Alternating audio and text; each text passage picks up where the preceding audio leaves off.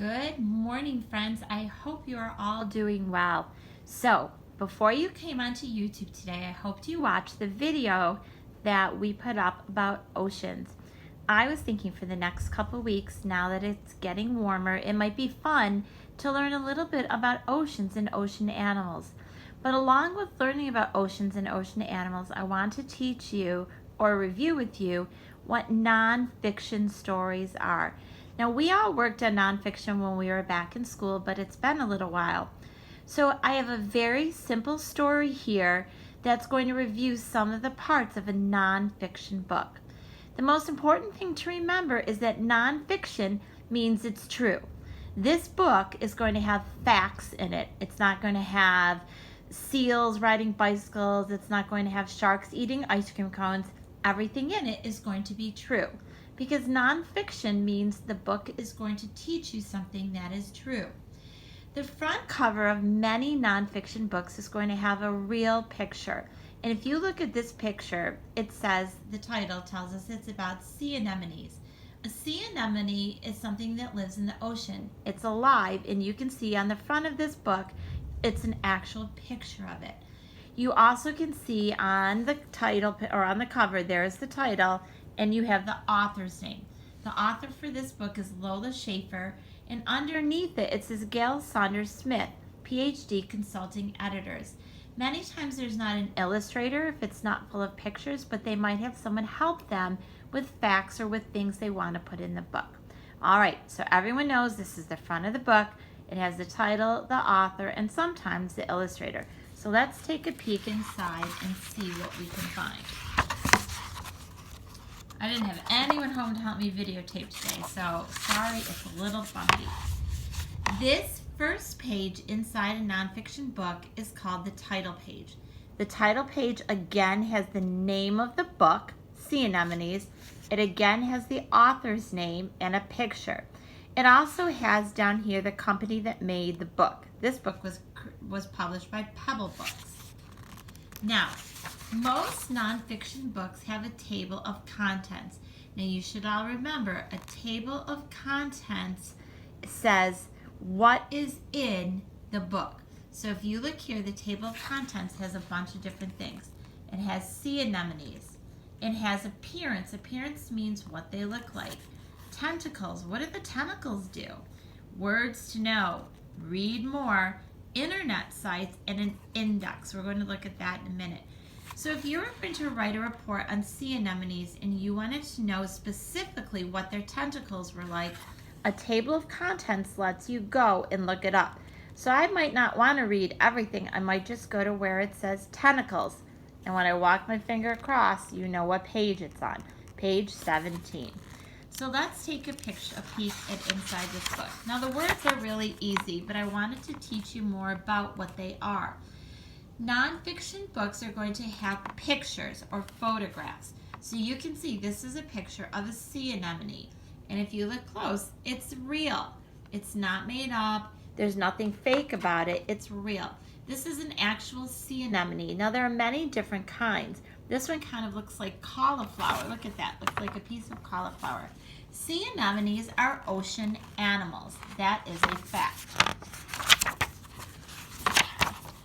There is another sea anemone, and that one looks different. Again, it's a real picture. It's a factual picture. Some sea anemones attach themselves to coral reefs. A coral reef is also something you find in the ocean. They were living animals, and sea anemones love to find spots to live on them. So you can see them there. And if you look up here, you can see maybe some little animals or plankton floating around. Look at that one. Isn't that neat? I love how it's got different on the bottom and then this fluffy, looks like hair on the top. Some sea anemones attach themselves to rocks. So now we already learned two facts. Some attach themselves to coral reefs. Some attach themselves to rocks. Sea anemones can be colorful. Look at that. So now we've seen white and pink and yellow. And now this one is purple and gray. Look at that. Again, they're real pictures. Sea anemones have soft bodies. If you touched one, it would be soft. It's not hard like a shell on a crab. It's soft. Sea anemones have a mouth. They're living things. They need food to stay alive. So you can see that there is a mouth on there. Now, this is something I wanted to point out. In many nonfiction books, you will see a label. A label explains or tells you what something is. So you can see the word mouth and an arrow goes right to the mouth. That's a label. And many nonfiction books will have a label in them. Sea anemone have tentacles. Look at that. Those are tentacles. Isn't that neat? Look how green it is. Again, more colors, more textures, more shapes. Sorry for my hand in there, friends. Look at this. There's a starfish. Sea anemones use their tentacles to sting prey. Now, like we said, it's a little sad sometimes, but living things need to eat. So it looks like this starfish might unfortunately be lunch. So those tentacles sting. So if you're ever in an ocean, don't swim down and touch a sea anemone. You might get stung. So they sting. Sea anemones use their tentacles to pull prey into their mouth. So you can see that those are the tentacles. And if you look close, look at how they're decorated. It looks pretty, but they're actually very dangerous.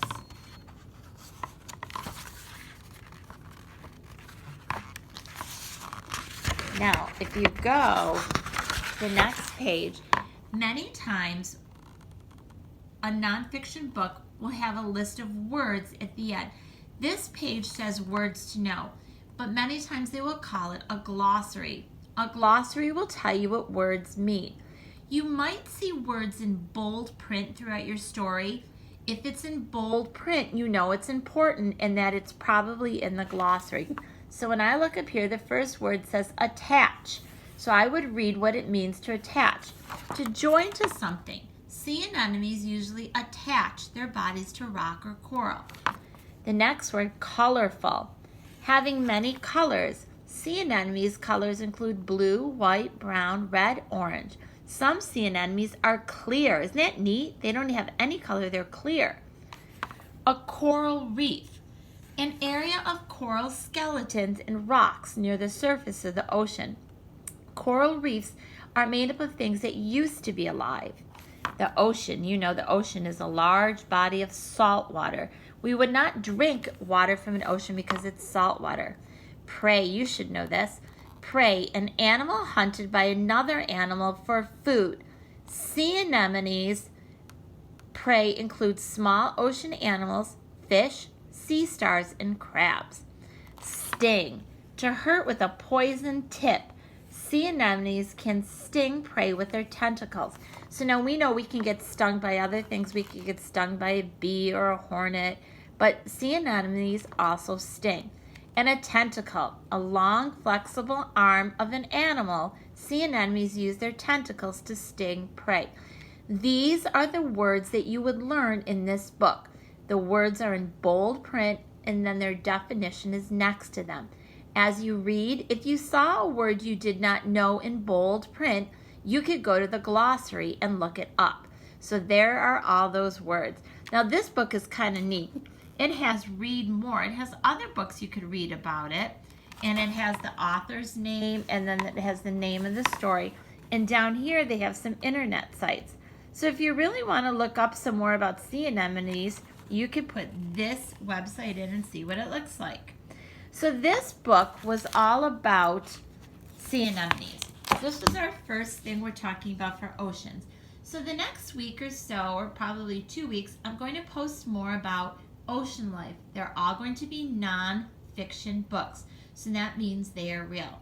What I would love for you to do for me today is, now that you've learned a little bit about nonfiction and you saw that really cool video to introduce ocean life, I'd like you to make a list of 10 ocean animals that you can think of. Now, after you list those 10 ocean animals, I want you to see if you could put it in alphabetical order. So first, just think of 10 animals that live in the ocean and think. They could be seahorse or sea lions.